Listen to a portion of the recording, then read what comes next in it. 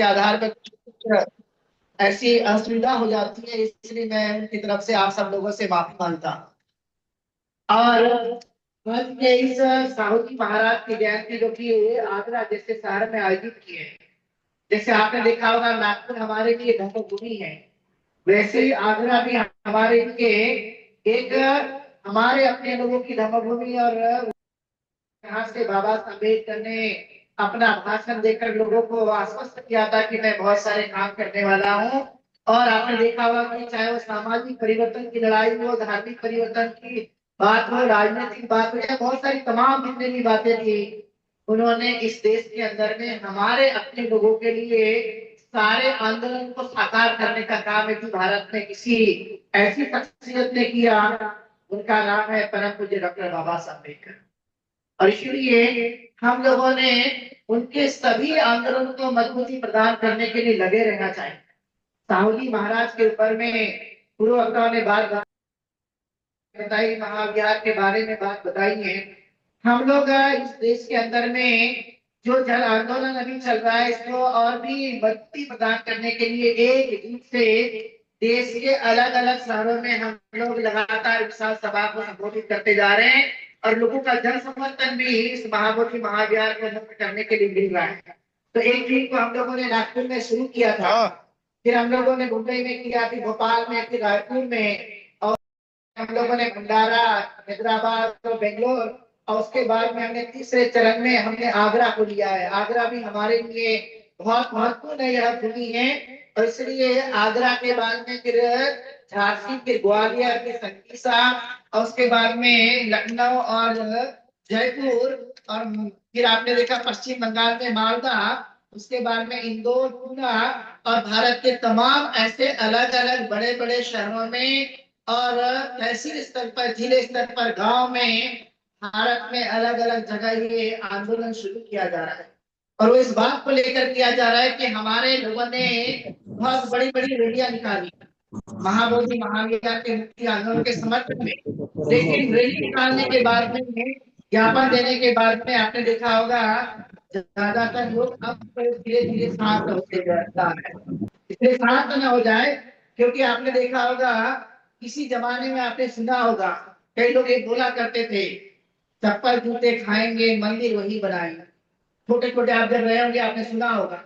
और इतनी दिन की लड़ाई होने के बाद में यहाँ तक उनको 2025 में कामयाबी मिली। और यही महाबोधि महाविहार का आंदोलन, जैसे कि दुनिया में बौद्ध लोगों की बहुत संख्या है, और संख्या होने के बाद में फिर भी हमारा ज्ञान स्थिति जो तथागत गौतम बुद्ध की है वो दूसरों के कब्जों में है, हमारी विरासत दूसरों के कब्जे में है।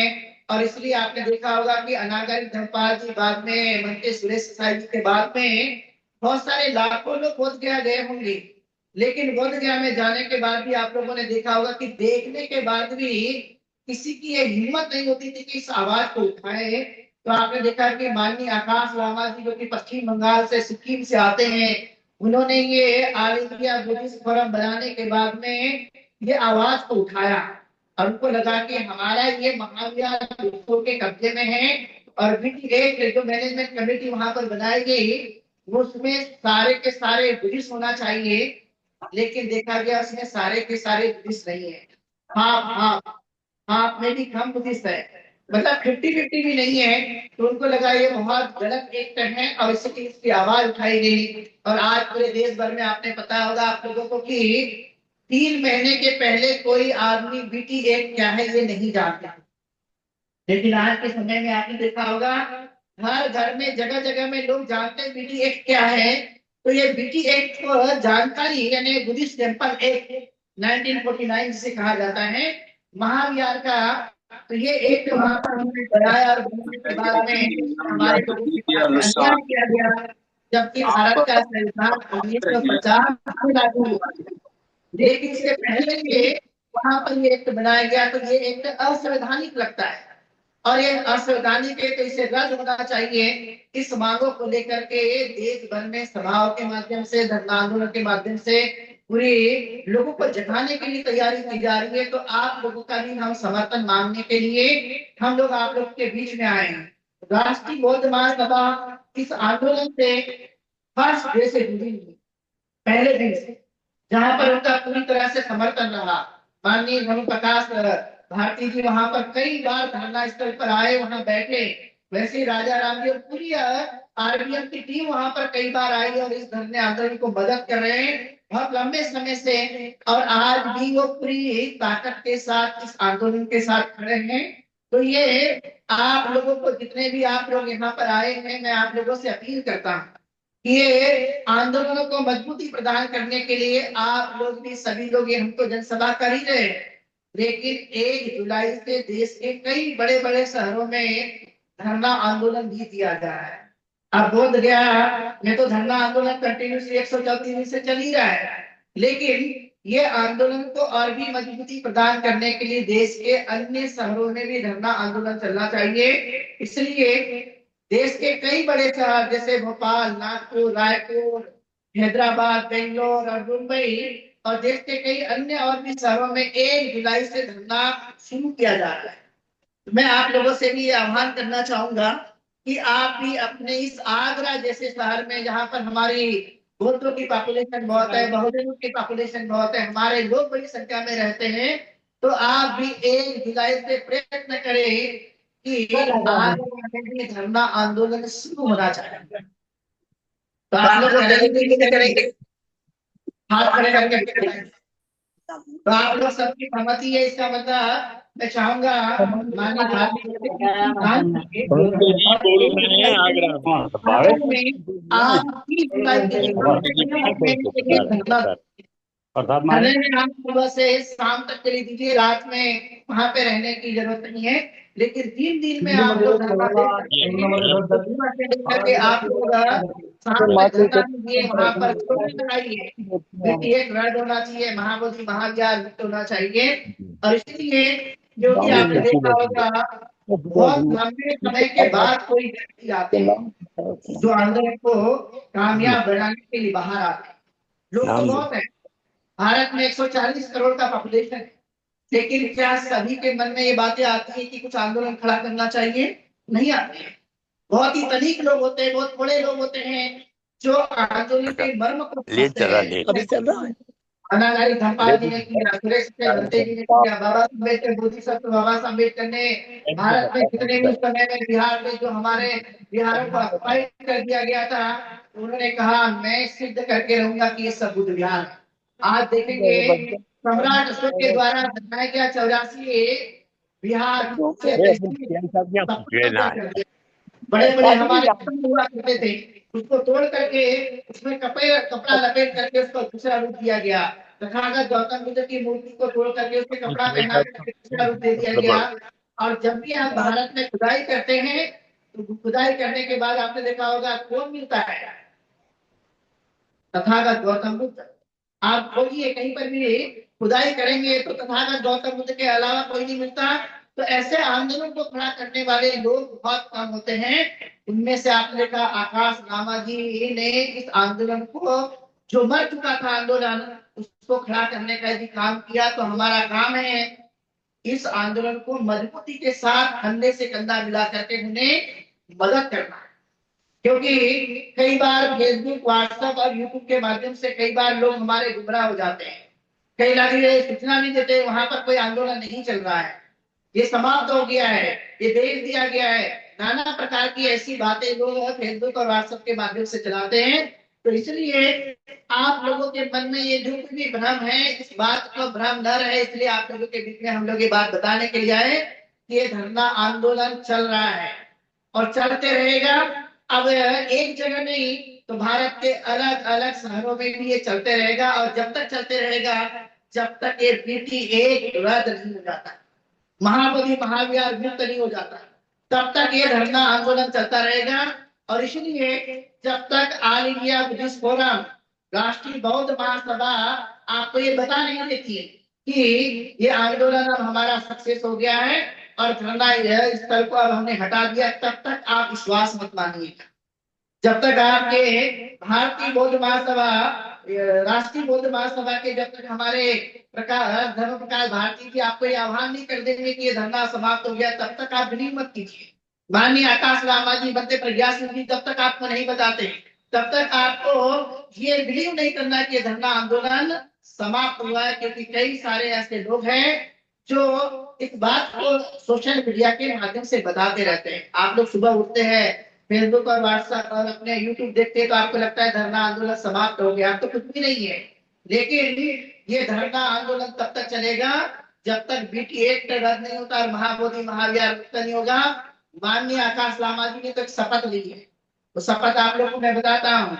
उनका कहना है कि जब तक बीटी एक्ट रद्द नहीं होता तब तक मैं संघर्ष करते रहूंगा। एक तो बीटी एक्ट रद्द होगा तब तक मैं रहूंगा, नहीं तो इसके लिए मुझे मरना भी पड़े, मेरी लाश भी चले जाए, लेकिन तब तक मैं ये संघर्ष छोड़ूंगा नहीं। ये बात उन्होंने प्रण लिया है, दृढ़ संकल्पित है, और इसलिए हम लोग पूरी ताकत के साथ उसमें लगे हुए, क्योंकि हमारी विरासत को कोई छीन रहे हैं। और हम बौद्ध लोग, बहुजन लोग यदि देखते हुए भी यदि शांत हैं, तो मैं मानता हूं कि हमारे अंदर में खून नहीं है, पानी है। जिनके शरीर में खून दौड़ता है वो संघर्ष करते हैं, और संघर्ष करने के लिए आप सब लोग अब इकट्ठा होकर इस आंदोलन को मजबूती के साथ लड़ना अत्यंत जरूरी है। क्योंकि आंदोलन बार बार खड़े नहीं होते, पिछड़े तो जा सकते हैं, दबाया भी जा सकता है, उसे धोखे में भी डाला जा सकता है, लेकिन आंदोलन बार बार खड़े नहीं होते हैं। और आंदोलन को खड़ा करने वाले भी बार बार नहीं होते हैं। बहुत मुश्किलों से लोग मिलते हैं, आपने देखा होगा। हर एक आदमी आराम चाहता है, लेकिन आपने देखा होगा लगातार 4 महीने से भी अधिक दिन हो चुके हैं हमारे बौद्ध भिक्षु गर्मी में संघर्ष कर रहे हैं। आपने देखा गर्मी जब होती है तो कूलर लगाते, एसी लगाते, पंखा लगाते हैं, लेकिन हमारे बौद्ध भिक्षु वहां पे गर्मी भी झेल रहे हैं। आपने देखा अब तो उमस भी आ गई है, कितना उनको दर्द होता होगा, लेकिन फिर भी महाविहार के लिए लगातार संघर्ष कर रहे हैं। और इसलिए जितने भी हमारे उपासक उपासिका आगरा शहर में यहाँ पर इकट्ठा हुए हैं, आप यहाँ पर से जाने के बाद अपने नातेदार को भी यही बात बताइए। जैसे आप सुबह उठने के बाद गुड मॉर्निंग का मैसेज भेजते हो, तो मैं ये कहना चाहूंगा कि सुबह से उठने के बाद बीटी एक्ट को रद्द करने का और महाबोधि महाविहार को मुक्त करने का मैसेज भेजिए। और ये बताइए कि ये समाप्त नहीं हुआ, ये लगातार हमारा आंदोलन है, क्योंकि इसको बाबा साहब अम्बेडकर ने भी पहले खड़ा किया था कि जितने भी हमारे बुद्धिकार छीन लिए हैं उन बुद्धिकारों को हम फिर से वापस लाना चाहेंगे। और इसलिए मैं आप लोगों से पूछूं, तो क्या हमारे बुद्धिकार हमें नहीं मिलना चाहिए? लेकिन ये छीन लिए गए। अब ये छीन लिए गए तो लेने की जवाबदारी किसकी होगी? हमारी होगी, हमारे युवा की होगी, हमारे उपासक हमारे उपासिकाओं की होगी, और हमारे तमाम जितने भी बुद्धिस्ट ऑर्गेनाइजेशन यहाँ पे काम करते हैं उन सबकी होगी। और इसलिए लड़ाई कैसे जीती जाती है? लड़ाई जीती जाती है एकता के साथ। इसलिए लामा जी एक बात कहते हैं कि जब वो पश्चिम बंगाल में उन्होंने स्टडी किया, और स्टडी करने के बाद देखा कि हर एक संत महापुरुष की जयंती के समय छुट्टी होती है, लेकिन बुद्ध जयंती के समय वहां छुट्टी नहीं हुआ करती थी।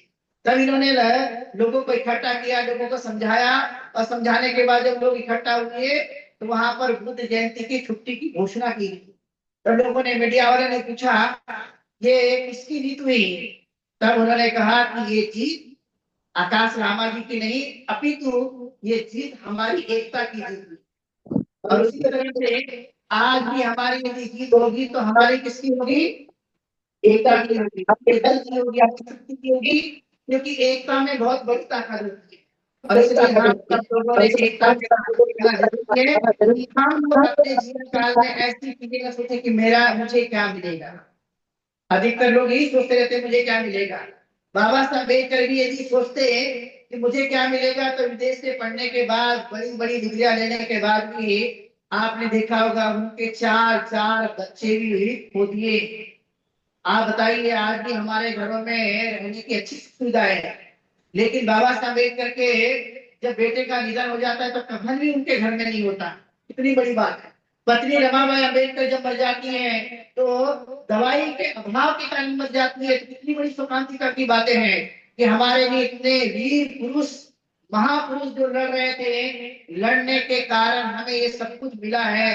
तो हमारी भी नैतिक जिम्मेदारी कि हम अपने स्वार्थ को बाजू रख करके हम अपने आंदोलन को मजबूत बनाने के लिए इकट्ठा होकर इस शक्ति के साथ में आगे बढ़े। आज साहू जी महाराज की जयंती है, तो कुछ पूर्व वक्ताओं ने तो बड़ी बात बताई। मैं उनमें से एक छोटी बात बताता हूँ कि एक बार जो है ये देखा गया कि उनकी विरासत में, कोल्हापुर के वे रहने वाले थे, राजा थे, बड़ी विरासत थी उनकी। जब उस विरासत में वो देखा उन्होंने कि सबसे ज्यादा नौकरी करने वाले कौन लोग हैं, तो उन्होंने पाया सबसे ज्यादा उनकी विरासत में नौकरी करने वाले ऊंचे जाति के लोग। तब उनको बड़ा आश्चर्यचकित हुआ। तब उन्होंने कहा नहीं, ऐसा तो नहीं होना चाहिए, क्योंकि जो नीचे रहने वाले लोग हैं उनको भी अधिकार मिलना चाहिए। तब उन्होंने एक काम किया कि मैं अब आरक्षण लागू करना चाहता हूं। आरक्षण क्या है लोगों को उस समय समझ में नहीं आता था, आरक्षण क्या है। तब साहू जी महाराज ने एक काम किया, उन्होंने कुछ घोड़े बुलाए और घोड़े बुला करके उनके सामने दाना डाल दिया। और जब दाना डाल दिया गया तो जो हस्त पुष्ट घोड़े थे, उन्होंने पतले दुबले घोड़े को धक्का मारकर मोटे ताजे घोड़े ने सारा दाना खा लिया। तब वो वकील कहता है, उन्होंने वकील को बुला करके उनके सामने ये उदाहरण प्रस्तुत किया था। तब वकील कहता है कि आप क्या बताना चाहते हैं। तो साहू जी महाराज ने कहा रुकिए, मैं आपको और कुछ बताना चाहता हूँ। उसके बाद में उन्होंने उनको, घोड़ों को अलग अलग खुटों से बांध दिया। और जब अलग अलग खुटों से उन्होंने बांधा, उसके बाद उन्होंने सबको दाना दे दिया अलग अलग। तो सबने अपना अपना दाना खा लिया, किसी ने किसी को कोई धक्का नहीं लगाया, सबको दाना भी मिल गया, उनकी भूख भी मिल गई और किसी भी प्रकार की कोई समस्या नहीं हुई। तब ऐसे समय में राजा साहू जी महाराज कहते हैं कि यही आरक्षण है, यही आरक्षण है। क्योंकि आरक्षण का मतलब है आपका स्वाभिमान, आपकी प्रगति, आपकी तरक्की। ये गरीबी हटाने का मुद्दा नहीं है, ये स्वाभिमान का मुद्दा है। जो सामाजिक और शैक्षणिक रूप से पिछड़े हुए लोग हैं उनको समानता में लाने का प्रयत्न है। और तब राजा जी साहू महाराज ने आरक्षण की शुरुआत की और उन्होंने कहा हर एक जाति के लोगों को सुविधाएं मिलनी चाहिए। मेरे दरबार में 50% लोग ऐसे होंगे जिनको आज वंचित किया गया था, जिनको जो अधिकार नहीं मिले थे, ऐसे लोगों को 50% का आरक्षण मैं अपने विरासत में देता हूँ। तब से ही आरक्षण की शुरुआत की। और बाबा साहब अम्बेडकर ने भी भारतीय संविधान में इसी तरह का आरक्षण वहां पर हमारे अपने लोगों के लिए लिखा है। लेकिन आपने देखा होगा आदेश के अंदर में हमारे कितने सारे अधिकार छीने जा रहे हैं और हम अपने आराम से एसी कूलर में बैठ करके एसी का मजा ले रहे हैं। हमें पता भी नहीं हो रहा है। जैसे महामोदी महाविहार का आंदोलन है, ऐसी कई सारी समस्याएं भारत के अंदर में पनप रही है। इसलिए मैं हम लोग आप लोग को आह्वान करने के लिए आए हैं कि बाबा साहब अम्बेडकर की वजह से हमें हक अधिकार तो मिल गया, लेकिन उसकी रक्षा करने का भी काम किसका है, हमारा काम है। लेकिन रक्षा करने के साथ साथ जोश के साथ साथ होश का होना भी जरूरी है। नहीं तो कई बार हमारे लोग क्या करते हैं, जोश तो लाते हैं लेकिन होश को भूल जाते हैं। इसलिए आप लोगों से हम अपील करने के लिए आए कि आप कानून के दायरे में रहते हुए जोश के साथ में होश का भी इस्तेमाल करना जरूरी है। तभी जाकर के ये आंदोलन हमारा सफल होगा। और इसलिए ये आंदोलन को मजबूती प्रदान करने के लिए, महाबोधि महाविहार को मुक्त करने के लिए आप अब ये आ गया इस समय कि आप सड़कों पे बैठे। सड़कों पे बैठने का मतलब आंदोलन शुरू करें। आप अपने अपने शहरों में ये शुरू करना 1 जुलाई से शुरू कर दीजिए, क्योंकि इसकी ताकत का अंदाजा सरकार पर भी होता है। जब आप सड़क पे बैठते हो तो ये करने के लिए, आह्वान करने के लिए हम आप लोगों के बीच में आए। इसलिए अंतिम में मैं आप लोगों से 2-3 नारा आप लोगों से कहलाऊंगा, जो आप लोग उसका समर्थन करेंगे। लेकिन यहाँ से जाने के बाद जोश जो आपके अंदर में आया है उसका इस्तेमाल आप जगह जगह करेंगे। आगरा है, अलीगढ़ है, बुलंदशहर है, इधर के कई सारे मंडल में बहुत सारे जिले होंगे। जिले स्तर पर आप बैठिए, बहुत भिक्षु को साथ लीजिए। जो हमारे भिक्षु होते हैं जीवन में बहुत ताकत होती है, शक्ति होती है। आप जितने भी हमारे बौद्ध भिक्षुगण हैं इनको लेकर के आप धरना स्थल पे बैठिए। यदि नहीं होंगे तो नए नए सामने बनाइए, उनको भी धरना स्थल पे रखिए। ये अच्छा अवसर है सामने बनने का भी और धरना स्थल में आप लोगों को आगे बढ़ने का भी, और साथ में हमारे बीटी एक्ट को रद्द करने के लिए और महाबोधि महाविहार को मुक्त करने के लिए। तो आप पूरी ताकत के साथ में इस आंदोलन को मजबूती प्रदान करेंगे कि नहीं करेंगे। आप खड़े हो जाइए, मैं कुछ नारा आप लोगों से कहलाऊंगा ताकि ये आवाज आगरा की आवाज का मतलब है लखनऊ में जाना। आगरा के आवाज का मतलब है दिल्ली में जाना। जब आवाज आगरा में गूंजती है तो इसकी आवाज कहाँ पहुंचेगी? लखनऊ और दिल्ली में। तो मैं इस मौके पर आप लोगों से कुछ उद्घोष कराऊंगा। आप सभी पूरी ताकत के साथ इस नारा को, स्लोगन को देंगे। महाबोधि महाविहार, महाबोधि महाविहार, महाबोधि महाविहार, मुस्कुराओ महाबोधि मुस्कुराओ महाविहार, मुस्कुराओ महाबोधि मुस्कुराओ। Mahavihar. PTA, PTA, PTA, PTA, PTA. अभी तो अंगड़ाई है, अभी तो अंगड़ाई है, अभी तो अंगड़ाई है। डॉक्टर बाबा साहब अम्बेडकर, डॉक्टर बाबा साहब अम्बेडकर, डॉक्टर बाबा साहब अम्बेडकर, राजा साहू जी महाराज, राजा साहू जी महाराज, राजा साहू जी महाराज। बहुत बहुत धन्यवाद। आयोजकों ने कम समय में बहुत ही विशाल कार्यक्रम यहाँ पर आयोजित किया, इसके लिए मैं उनको बहुत बहुत धन्यवाद देता हूँ। जितने भी ऑर्गेनाइज टीम है आरबीएम की, मैं उनको सब मन के गहराई से उनका अभिनंदन करता हूँ, शुभकामना देता हूँ। आप सब उपासक उपासिकाओं ने सुना है, आप सब लोग के लिए भी मंगल कामनाएं। बहुत बहुत धन्यवाद। बहुत कुछ मंगल। सभी सम्मानित साथियों से आग्रह है 5 मिनट और बैठ जाए। माननीय भारती साहब का अध्यक्षीय उद्बोधन रह गया है। माननीय सभी साथियों से आग्रह है 5 मिनट का समय है। और हमारे बुद्धिस्ट सोसाइटी ऑफ इंडिया शाखा जनपद आगरा की तरफ से कुछ साथी भिक्षु चंद्रकीर्ति जी का स्वागत करेंगे, वो आप आ जाए। और मैं आज के संस्था के संस्थापक अध्यक्ष माननीय भारती साहब से अनुरोध करता हूँ, आप आज की सभा का अध्यक्ष उद्बोधन रखेंगे।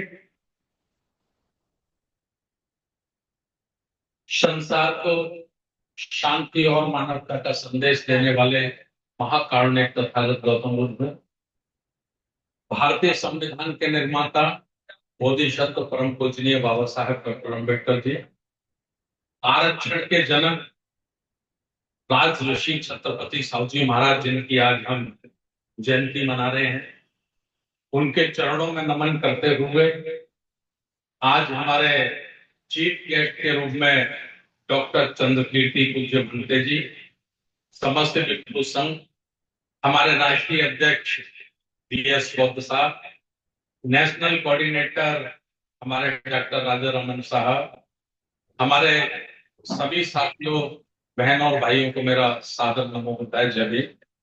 साथियों, सबसे पहले मैं धन्यवाद करना चाहता हूं प्रकृति का, कुदरत का मैं धन्यवाद करना चाहता हूं।